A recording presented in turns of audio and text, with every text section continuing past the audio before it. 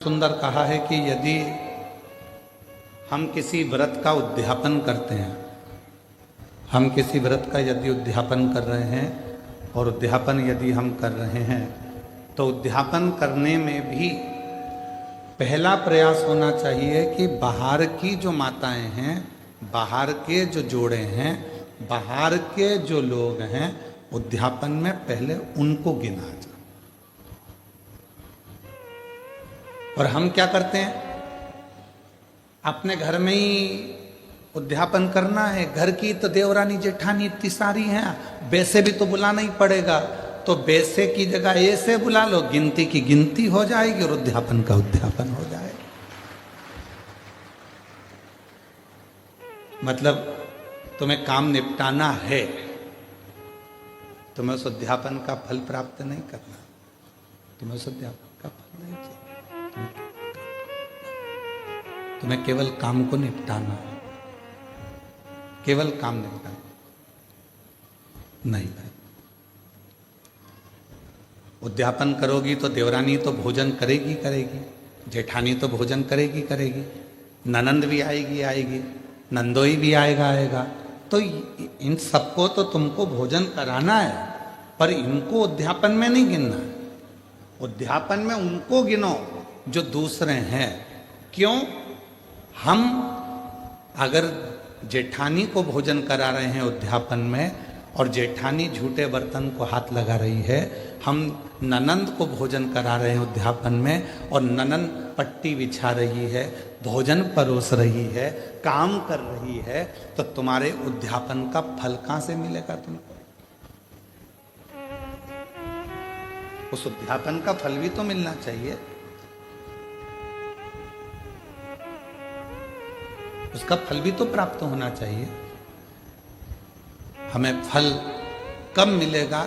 जब हम कोई दूसरा आया है उसके लिए पट्टी बिछा रहे हैं, आसन लगा रहे हैं, भोजन की थाली तैयार कर रहे हैं, भोजन करा रहे हैं, पकवान दे रहे हैं, उनको कोई सामग्री दे रहे हैं, तो वो उद्यापन का फल प्राप्त होगा।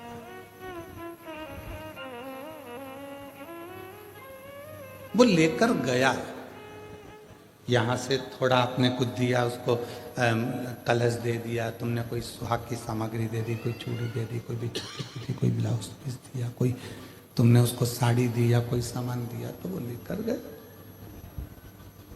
वो लेकर पहुंचा, तो वो उद्यापन है। अब तुमको मालूम है कि अगर मैं उद्यापन करूंगी तो मुझे ननंद को तो बुलाना पड़ेगा, मम्मी नहीं मानेंगी। तुमको मालूम है कि मैं उद्यापन करूंगी तो मुझे जेठानी को तो बुलाना ही पड़ेगा, देवरानी को तो बुलाना ही पड़ेगा, जेठानी को बुलाना ही पड़ेगा, मानेंगे नहीं घर के लोग। तो क्यों ना उनको भी उद्यापन में जोड़े में गिन लूं, और तुमने उनको भी उद्यापन के जोड़े में गिन लिया और विचार करा, मेरे 16 जोड़े पूरे हो गए, मेरे 16 सोमवार का उद्यापन हो गया, अब भगवान शंकर मुझे फल देंगे। शंकर जी सोचे, जितनी चतुर तू है उससे चौगना चतुर मैं हूं।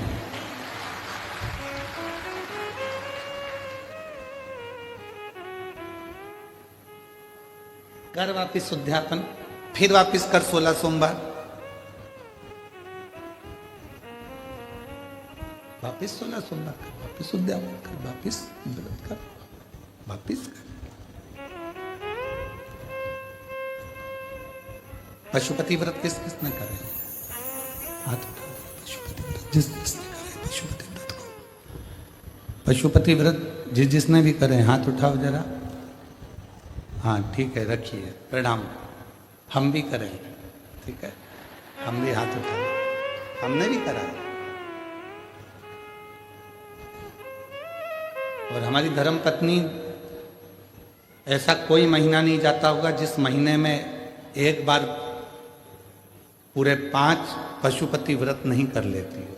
उसका नियम है, वो व्रत महीना 2 महीना में, 2 महीना 3 महीना में पशुपति व्रत करती रहती, करती। पशुपति व्रत में कई माताएं कहती है, गुरुजी आपने कहा कि आखिरी में जिस दिन पशुपति व्रत का उद्यापन होता है उस दिन एक श्रीफल भगवान शंकर को भेंट के साथ में चढ़ा देना चाहिए, भेंट के साथ में रख देना चाहिए। इसका मतलब क्या है, इसका महत्व क्या है, इसका मतलब क्या होगा, इसका महत्व क्या होगा? तो वो पशुपति नाथ है, उसको पशुपति नाथ कहते हैं। और वो पशुपति नाथ है।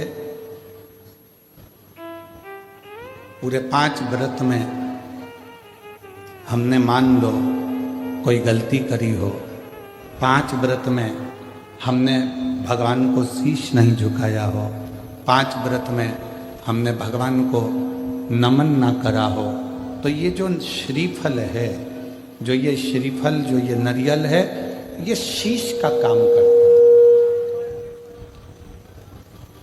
श्रीफल नारियल शीश का काम करता है। और ये श्रीफल नारियल हम भगवान शंकर को देते हैं। ये श्रीफल नारियल भगवान शंकर को देते हैं, प्रदान करते हैं। शंभु शंभु शंभु शंभु शंभु।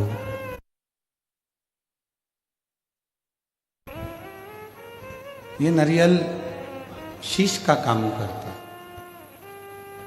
हे प्रभु, हो सकता है कि मैंने अपना शीश आपके चरणों में नहीं नवाया हो सकता है, जैसे गलती हो सकता है मैंने गलती करी, मैं आपके चरणों में शीश,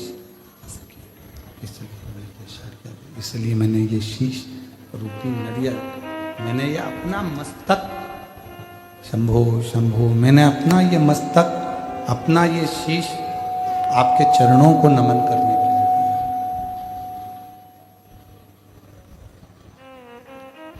ये आपके चरणों में मैंने छोड़ दिया और अब सौंप दिया इस जीवन का सब भार तुम्हारे हाथों में। अब सौंप दिया इस जीवन का सब भार तुम्हारे हाथों में है, हार तुम्हारे हाथों में और जीत तुम्हारे हाथों में है, हार तुम्हारे हाथों में और जीत तुम्हारे हाथों। इस जीवन का सारा भार हमने परमात्मा के चरणों में सौंप दिया। श्रीफल देना मतलब परमात्मा के चरणों में सब कुछ सौंप देना, उनके चरणों में छोड़ देना।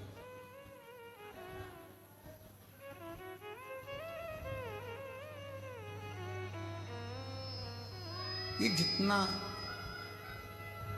कई लोग कहते हैं गुरुजी, गुरुदेव, हम, आप कहते हो कि पूर्व समय का हमारे कर्म का भोग हमको इस जन्म में आकर भोगना पड़ता है, हमारे पूर्व का कर्म का दंड हमको इस जन्म में भोगना पड़ता है। हाँ, भोगना तो पड़ता है।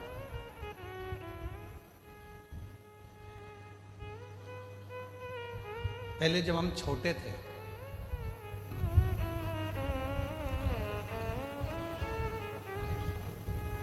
बहुत ज्यादा छोटे थे, तो नवरात्रि में कन्या भोजन करने जाती थी तो उनके साथ हम लंगूर भी जाते थे। और यहाँ पर कई जीजाउन बैठे होंगे, कई लड़के बैठे होंगे, वो भी बचपन में चले जाते हो। भले वो नहीं कह रहे तो क्या हुआ, पर हम तो कह रहे हैं ना, हमारी कथा तो हमको सुनाने में क्या दिक्कत है। उनको शर्म आती होगी कि हमने क्या कन्या भोज में कन्या के साथ बैठकर भोजन कर, हमने तो किया। पर जिन जिन के यहाँ भोजन करने जाते थे वो आंटी इतनी चतुर होती थी ना,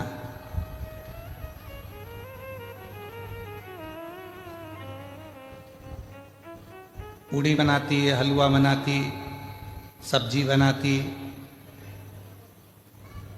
अब उस समय पर हमें भी 3-4 घर में भोजन करने जाना पड़ता, तो कई घर ऐसे थे कि जहां पर हम भोजन नहीं कर पाते तो वो क्या करती, बेटा जितना खाना उतना खाना, बाकी का बांध के ले जा। वो आंटी इतनी चतुर थी कि हमें जितना खाना होता था उतना खा लेते थे, और बाद में वो आंटी ऐसे पूरा पत्तल की ऐसी घड़ी बना के उसमें पूड़ी सब्जी सब रख के और हमको दे देती थी, और साथ में विदा में एक केला भी दे देती थी, और हम चले जाते।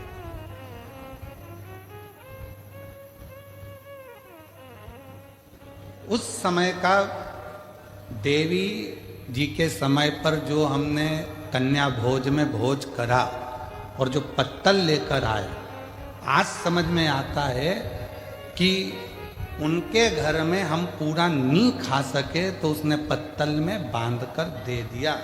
उसी तरह ऊपर भी हमारा कर्म का दंड हम पूर्व जन्म का नहीं भोग सके तो उसने हमारे जन्म के साथ पत्तल में बांधकर अभी दे दिया।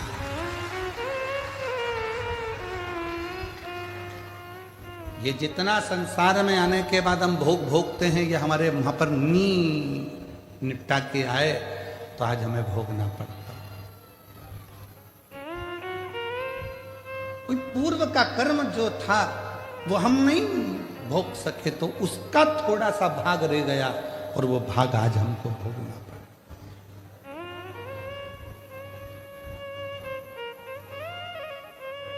और कोई पिछले जन्म के अच्छे कर्म मुझे बाबा तेरा साथ मिला। हम पिछले जन्म के कर्मों का भोग भोगते भोगते भोगते भोगते इस जन्म का भी भोग भोग रहे हैं, और कोई हमारे पूर्व में हमने कोई पुण्य करा होगा, मेरी जीजियों ने, मेरे जीजाओं ने, मेरी बेटियों ने, बेटाओं ने, मेरे बुजुर्ग माँ बाप ने कोई पुण्य करा होगा, उस पुण्य का फल ये मिला कि